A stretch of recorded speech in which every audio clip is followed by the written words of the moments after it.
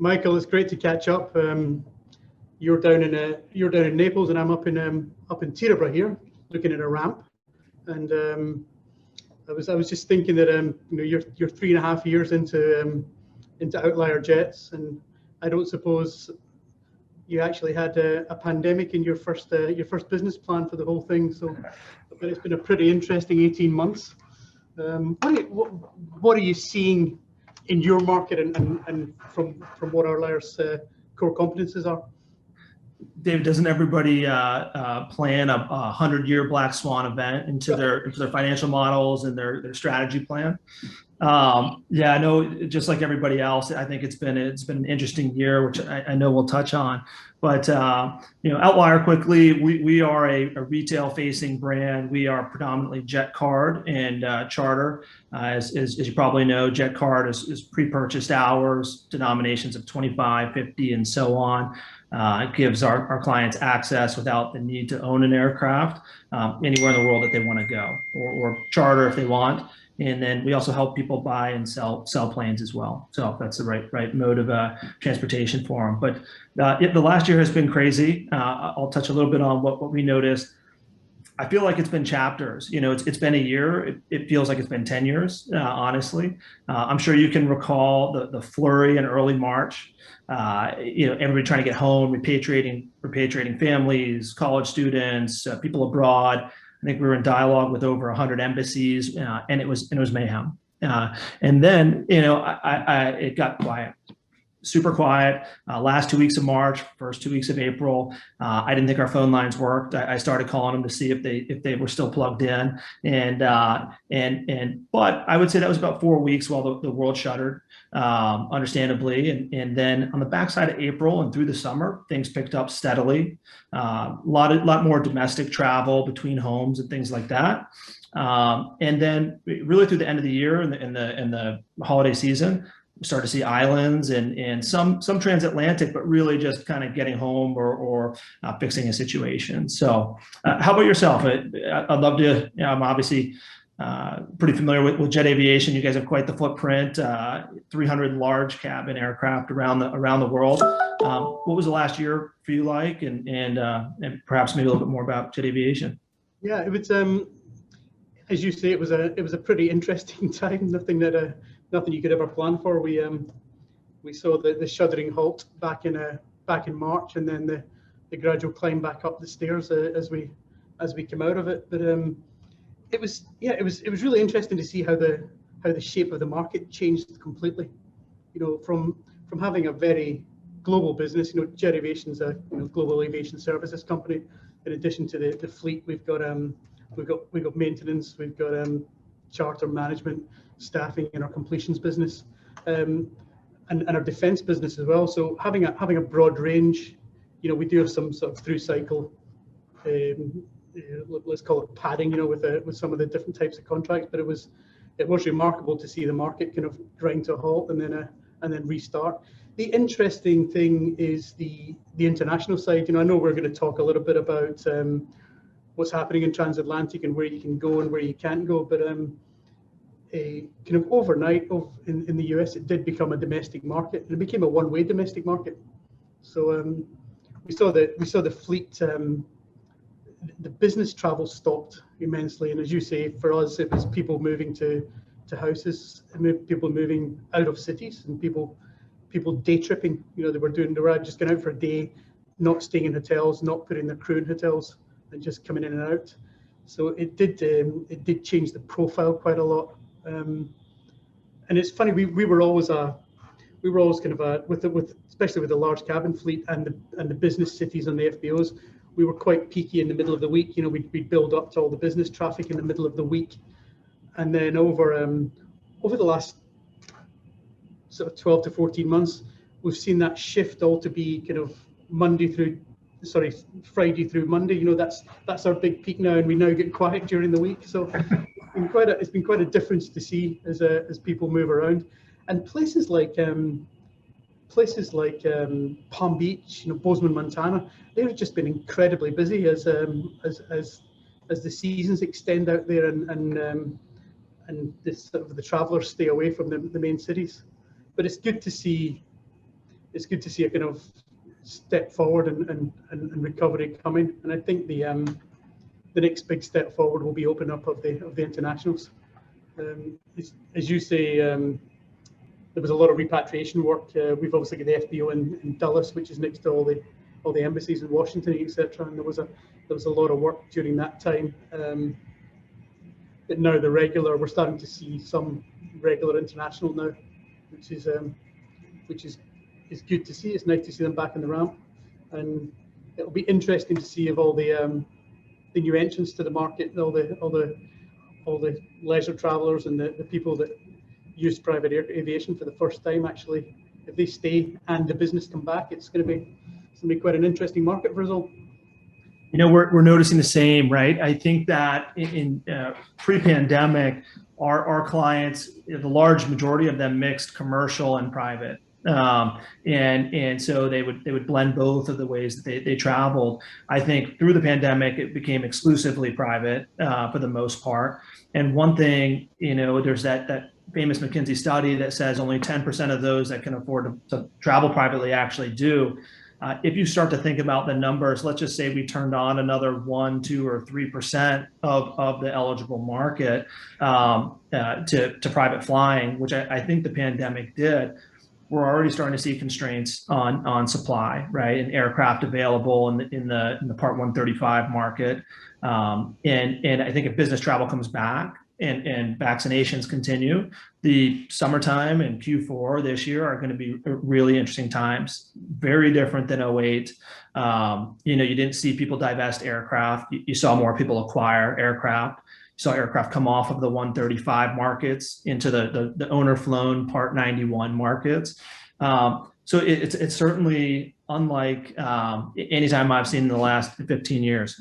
You know, I'm sure it's the same for you guys. Yeah. And are you starting to see some demand coming back for international as well? So we flew a dog from London to New York at a cool almost $100,000. But was the dog happy? Was it a satisfied customer? Or? What's that? Was the dog a satisfied customer? Was it happy? We got 2 paws up. So I think it was a win, and I'm hoping he'll fly again. But the majority of our international travel, we did some transatlantic, but it was really specific mission based, right? Getting people home, getting expats home, or whatever it may be. Through the summer and really towards the fall, I would say we were down in the islands quite a bit. We've done a fair bit of Mexico, next to no Canada. Out of the States, but Dominican Republic, Turks and Caicos, all the island work. It was really interesting to see because, I feel like, and I don't know if you saw the same, but regulation changed by the day and by the hour. And it was, having to relay this to clients was challenging, right? You'd say this was allowed yesterday, but it's not allowed today, or there's a new regulation depending on what's going on. Keeps you on your toes, keeps you prepared. But to watch countries go through their iterations as well was pretty interesting. Yeah. For us on that side, it was, like you, we saw the mission-based internationals, and we're now starting to see. I sit and look at the ramp from my office, and we start to see. You get excited. We see a foreign tail registration. Oh, look at that! It's coming in, and that's good. But and what we've also seen is we've got a big staffing business. We do supplemental crew and also permanent hire. We've started to see a real tick up in a lot of the hiring coming on now, as well as people trying to get their organizations ramped back up and ready to fly. So we see that side of it going. The interesting one with all the changes in regulations for accessing countries was at the time it made some interesting days, especially with things like we've got 600 pilots in the book, so you suddenly introduce COVID testing, whereby every time someone has to fly outside the country, they have to get tested. So how do you facilitate that? So we ran quite hard at making sure that we could set up all these functions and processes and communicate it out. And the clientele just naturally they charter an aircraft, they want to be able to go, so they don't have to think about the background stuff that goes on. So that's what we're here for, right? Yeah, absolutely. And more as an operator on our side, we have to we have to concern ourselves with that. We'll be coming to you and saying, yeah, we're ready to go. One of the early things I thought was pretty funny, and it was early days during the pandemic, but there was something about the time arc that they needed. They needed a test result within 3 days, but they required the test that takes 7 days. I don't know if you remember, it was the PCR in the early days of it last year, where they took the 7-day turnaround, but they needed the results in the last 30 seconds. It was just a funny timing, but I definitely would say that we noticed very big differences between islands and between countries. Some were a little bit more lax. Others were very strict, understandably. More recently, what I thought was pretty interesting is I'm actually meeting up in Miami with a colleague who's coming in from Europe. He had to spend 2 weeks in Mexico as a safe country, and flew into Mexico, had to spend 2 weeks there before entering into the US this weekend. I don't know if you've seen any of that, or you're having any people who are kind of diverting in order to follow the rules, but it was just something interesting more recently that we've seen. Yeah, I think one of the things we're seeing is, if it's very kind of passport dependent as well. Like people carry, some people carry dual or multiple nationalities, and getting into places can quite often be, yeah, you're a citizen of that country, therefore here's your rules. It's pretty easy. Other ones are, yeah, you've got to isolate, etc. Some places were slightly more challenging especially for crews than others. Like Asia, we'd quite a lot of a interpretation of crew isolation, etc., whereby people were going in. So I think one of the questions that we get asked on this is anything available for a price? Well, at some point, if you really want to go somewhere and your crew needs to stay 2 weeks in isolation, well, you just have to pay for the crew to stay in isolation. So you can get in, but you just have to follow the rules. Yeah. I think, can anything be done for a price? I don't think it extends to breaking any rules or kind of doing things the wrong way. But is it our job to find solutions and find ways to do it? It is that are acceptable and legal. Can things be done? I think so, if we work within the parameters, right? The quarantine times and things like that. Yes, it can be done, but there are some things, obviously, some lines that we cannot cross. There was definitely headlines through the pandemic of people touching down and being held right on the ramp and turned around. So the stakes are high, and I think the one thing I've noticed is our clients have been receptive of that. That they know, David, that we're unless you're over 100 years old, you haven't really seen one of these in the past, and what we're dealing with today is kind of unprecedented. So I would say that we weren't met with much pushback from the clients. They were generally very understanding, and the key for us was making sure that we relay, here's what the risks are. You're booking, if there's a government shutdown, if there is some sort of massive limiting factor that's outside of our control, we can pivot and look to another trip and refund. Whereas if a passenger does get COVID and contracts it before going, often some of those contracts are hard to adjust and hard to move. So just what we noticed. Yeah, one of the parts of our business which has been particularly busy and surprised me how busy it was has been we have an international trip support function which we use both for our internal fleet but also sell commercially, and because there's not been much international traffic, I expected them to be pretty quiet. What's actually happened is that they've become the kind of sense check of hey, can we go there? How do we get there? What do we have to do? And then every trip becomes like multiply complicated, and they work very hard for their to make sure the regulations are followed. What can be done? Can we go there? So we had a lot of client asks at the time saying, can we go to our house in X? We don't know. So it goes over to the international trip support side, and they basically work through the rules and say what can be done and what can't. So they were pedaling pretty hard all the way through, just answering questions, and trips became much more complicated. I was gonna say they earn their keep, yeah, to say the least. Of course, I wouldn't tell them that. I shouldn't have told them that in public. It's next to them. Yeah, so that's been that's been interesting. The transatlantic side is we are seeing some a bit more open up, and I think the pending changes in the rules to Europe for the European Union, I think it's going to be an interesting month once that opens up in June. We'll see people trying to get back out on the road into Europe. I would agree. You know, at the moment, the most forward-looking bookings we've been seeing are predominantly domestic. People kind of exploring the country, parts of the country they haven't seen.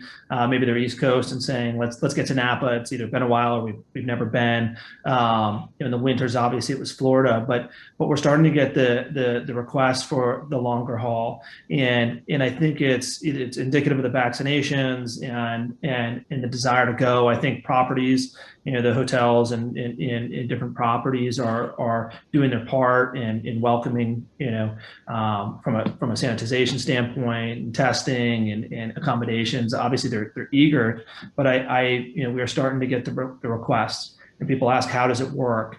And, you know, we're, as you, David, we're trying to learn real time, right? What's the new regulation? What's going on with vaccinations, which seems to be helping tremendously. Yeah. But it's also you know, what's the country doing where you are going, and how is their vaccination effort, and how are they progressing?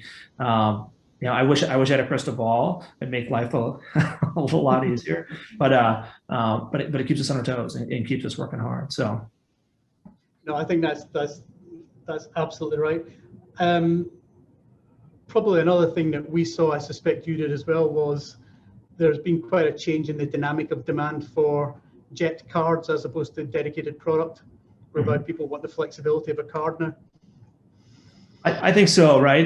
It's you know, those are the benefits of the jet cards, right? They come with very good guarantees, guaranteed cancellation, guaranteed access. It can be favorable, and I think people are realizing, especially when it was kind of I want to call it an illiquid, but irregular market over the last year, that those that charter it can become more complex, and I think it will continue to be as complex moving forward with things like labor and supply, and knowing that a lot of the Part 135 providers are gobbling up that supply. Yeah, I think we've definitely seen a lot of people who want to get into the jet card. One thing that we've worked with for the last 6 months is creating lower denomination cards, again, for all those new entrants that maybe could have afforded to fly but never did. You know, that has been a good entree, or a good way to start flying privately. And still, even those, you know, one other very interesting aspect I have never done in the last 15 years is all the ride sharing, the splitting of aircraft. Here on the East Coast, right? I'm down in Naples. The season ends typically around May, or you know, Memorial Day, or perhaps earlier, and we saw families and multiple couples, right, migrating back to the Northeast or to the Midwest. Just another interesting kind of byproduct of what we saw. Will they continue to do it? I think when you look at it that way, they may. It kind of opens up a whole new group to aviation, but we'll see. Yeah, I think that's that is going to be one of the things to watch, and also the length of the seasons in some of the places like Naples, Palm Beach, and even out in the you know, in places like Bozeman, etc., where they're going back and forward to houses. And does that season extend much longer this year? And then you start layering on the business travel. And from, you know, from our perspective, having the large cabin fleet, it is the international side that there'll be an interesting one to watch as well, because these aircraft are also, you know, very capable for going internationally, and there's still a lot of people need to go out and do business. Yeah. And I know this whole conference is about Zoom versus the private jet, so I think it's certainly nice to go out and see people again and be on the road. I agree with you. I think that, you know, obviously, as people and humans, we're social by nature. I think people will some business travel go by the wayside and towards Zoom? I think so. I think the larger segment of aviation that will be impacted by that is the commercial side, right? I think more junior employees will be less likely to travel, or mid-level employees are going to be less likely to travel. Do they make it onto the private jets and in private aviation? Sometimes, but I think that would mostly be the commercial airlines will be a little bit more adversely affected there. I still believe that executive leadership will still travel. They're still making on the highest scale. They're doing large corporate transactions, need to see it, need to be there, need to evaluate things for themselves, and will continue or travel between their own companies and their own factory sites and things like that. So will we lose a lot of business to Zoom? All the feedback it's certainly efficient in many ways to not have to travel, and now it's acceptable to do Zoom. So yes, I think there will be some, but at the executive level, I still think that the majority of their travel will still be there, and I think that they'll continue to fly the way that they want to fly. No, I would agree, and I look at our business, and we tend to sort of cube reference points and see are the FBOs busy? Is the fleet flying? Is there demand for supplemental crew? That kind of these kind of cubes kind of point you in directions, and we are seeing the sort of a much more sort of normal market trend just now, although it seems to come in waves, and then it throws you off a little bit because it's very, very busy for 2 weeks, and then goes quiet on you for 2 weeks just to keep you on your toes. But I certainly see that step forward month in, month out now as things normalize, and we see much more normal levels of fleet activity out there. Yeah, I agree. I think it's been lumpy, right? And the travel patterns are different than we've ever seen. I do think, I was looking at some of the industry data. Year to date, it's kind of misleading, but year to date, I think generally, Part 135 is down about 25%. But when you start to look at the very, very close to the boat, the very near term months, May and April, you're actually seeing that we're outpacing 2019, right? 2019, not even 20. So I'm certainly optimistic that people are getting out, people want to travel. We saw cabin fever started last summer, but now you're vaccinated and you've got the cabin fever, and you feel like you may have missed out on a year of life, and it's time to get out there and see and do. I know I'm certainly thinking of all the places I want to go. The great state of New Jersey, where you are, being one of them, my home state. But right. Yeah, that's good. Well, it's been great to catch up with you, and I look forward to seeing you in person whenever we can all get back out on the road. that sounds great, David. Awesome catching up. Thank you.